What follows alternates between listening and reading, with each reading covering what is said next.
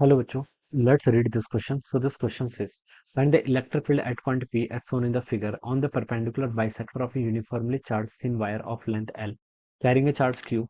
The distance of the point P from the center of the rod A is root 3 by 2 L. Okay, आपको देखिए यहाँ पर distance क्या कर रखी है, गिवन कर रखी है। आपको यहाँ पर क्या बताना है, इलेक्ट्रिक फील्ड बताना है। ठीक है, एट पॉइंट पी पॉइंट पर आपको इलेक्ट्रिक फील्ड यहाँ पर कैलकुलेट करके बताना है। तो देखिए बच्चों, इस क्वेश्चन का की कॉन्सेप्ट आप क्या लिख सकते हैं।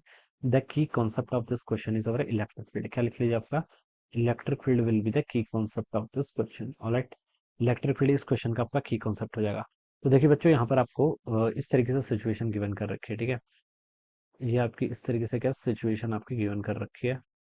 ये आपकी क्या है, electric field at A point P. P point पर आपको इलेक्ट्रिक फील्ड बताना है। ठीक है, this is the point P, ये आपका पी पॉइंट है।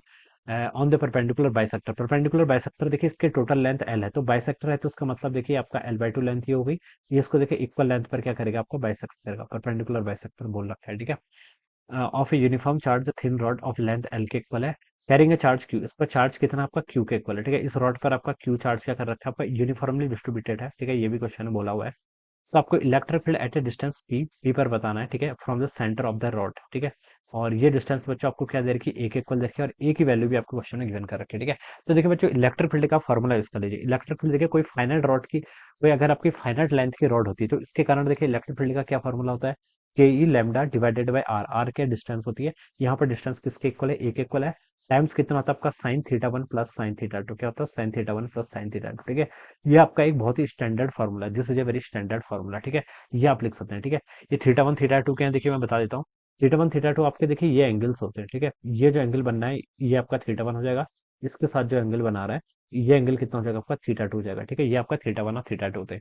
अब बच्चों देखिए यहाँ पर तो परपेंडिकुलर बाइसेक्टर है। बाइसेक्टर मैंने का मतलब क्या है, ये डिस्टेंस और ये डिस्टेंस देखिए, मतलब ये डिस्टेंस और ये डिस्टेंस क्या है, इक्वल होगी। ठीक है, और ये इन दोनों के लिए कॉमन है, तो थीटा वन और थीटा टू की वैल्यू क्या होगी, आपकी सेम ही होगी। ठीक है, ये हम बता सकते हैं। ऑलराइट, ये हम यहाँ पर से ऐसे बता सकते हैं। ऑलराइट, तो देखिए बच्चों, थीटा वन और थीटा टू वन और थीटा टू, यहाँ पर दोनों की वैल्यू क्या होगी, इक्वल होगी। और किसके इक्वल होगी, मान लीजिए थीटा मान लिया हमने। ठीक है, तो ये लिख सकते हैं, तो उसका आप ऐसे भी लिख सकते हैं। देखिए, के ई को ओपन कर लेते हैं, क्या होता है, के ई को लैम्डा, लैम्डा की टर्म में, लैम्डा की टर्म में डिफाइन नहीं किया। ठीक है, लीनियर चार्ज डेंसिटी तो हम लैम्डा को देखिए ऐसे डिफाइन करेंगे, चार्ज कितना क्यू डिवाइडेड बाय लाइन पर डिस्ट्रीब्यूटेड है, और लेंथ कितनी देर की एल, तो लैम्डा को हम यहाँ से क्यू बाय एल लिख सकते हैं। ठीक है, तो के लैम्डा को आप यहाँ से क्या लिख लीजिए, आपका देखिए पहले मैं इसको खोल देता हूँ। के ई को मैंने लिख लिया one over four pi epsilon not, lambda को मैं यहाँ से क्या लिख सकता हूँ, क्यू बाई एल। ठीक है, ये आ गया डिवाइडेड बाय कितना आपका ए क्या होती है आपकी परपेंडिकुलर डिस्टेंस। ठीक है, तो मैंने इसको यहाँ पर वन ओवर ए लिख लिया।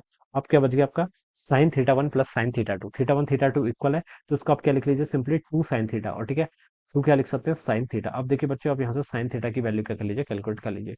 साइन थीटा बच्चों यहाँ से कितना होगा, साइन थीटा होता है आपका परपेंडिकुलर अपन हाइपोटेनस। परपेंडिकुलर यानी कि ये वाली डिस्टेंस कितनी है आपकी, एल बाई टू। ठीक है, और आपका हाइपोटेनस, हाइपोटेनस देखिए बच्चों कितना होगा, हाइपोटेनस देखिए आप लिख सकते हैं ये वाली डिस्टेंस, ये होगी आपकी L square by four plus आपका क्या है, ए का स्क्वायर हो जाएगा। ठीक है, यहाँ पर आप इसको देखिए कैलकुलेट भी कर लीजिए।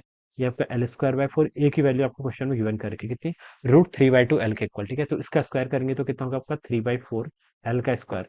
तो इन दोनों को ऐड करेंगे तो आपको कितना हो जाएगा, one by three, sorry, one by four plus three by four कितना होता है आपका, वन के इक्वल हो जाएगा, या फिर सिंपली एल के इक्वल हो जाएगी। ठीक है, ये डिस्टेंस आपकी एल होगी। तो साइन थीटा को आप यहाँ से क्या लिख सकते हैं बच्चों, साइन थीटा हो जाएगा यहाँ से आपका वन बाई टू के इक्वल, यानी कि थीटा आपका 30 डिग्री है बेसिकली। ठीक है, तो साइन थर्टी की वैल्यू, आप साइन थीटा की वैल्यू आपकी वन बाई टू आ गई। अब आप इस एक्सप्रेशन में क्या कर लीजिए, पुट कर लीजिए, तो देखिए कितना हो जाएगा, Q divided by four pi epsilon naught L, ऐसे ही रहने दीजिए, वन ओवर ए की वैल्यू बच्चों क्वेश्चन में गिवन कर रखी है कितनी, root three by two times L. ठीक है, और two times sine theta, sine theta की वैल्यू कितनी है, वन बाई टू। तो यहाँ से आपका वन बाई टू से ये वन बाई टू कैंसिल हो जाएगा। ऑलराइट, टू से देखिए आपका ये कैंसिल हो जाएगा, तो कितना हो जाएगा, टू टाइम्स हो जाएगा। और ये वैल्यू आपके बच्चों कितनी आएगी, क्यू डिवाइडेड बाय आपका हो जाएगा आपका two root three pi epsilon naught L के इक्वल। ठीक है, ये आपका यहाँ से आ जाएगा, दिस विल बी द हमारा इलेक्ट्रिक फील्ड। ठीक है, तो हमसे यही इलेक्ट्रिक फील्ड का मैग्नीट्यूड पूछा था, कितना आएगा आपका, Q divided by two root three pi epsilon naught L by L square है बच्चों, एप्सिलॉन नॉट एल का स्क्वायर है। ठीक है, एक एल देखिए यहाँ पर है, एक एल आपका ये है। ठीक है, एल का स्क्वायर आएगा। तो देखिए बच्चों, सी ऑप्शन क्या होगा यहाँ पर आपका करेक्ट हो जाएगा, क्या हो जाएगा, C option should be the right answer of this question. ठीक है, इस तरीके से हम क्या करेंगे, उसको यहाँ पर डिफाइन करते हैं। ठीक है, और अगर इन्फाइनाइट लेंथ हो जाती है तो बच्चों ये डिपेंडेंसी आपकी सिंपली एल पे हो जाती है। यहाँ पर तो वन ओवर एल स्क्वायर के है। ठीक है, वैसे वन ओवर एल हो जाती है। ठीक है, अगर इन्फाइनाइट मान लेते हैं तो this will be the answer of this question. So I hope you all understood this concept. All the best and thank you so much.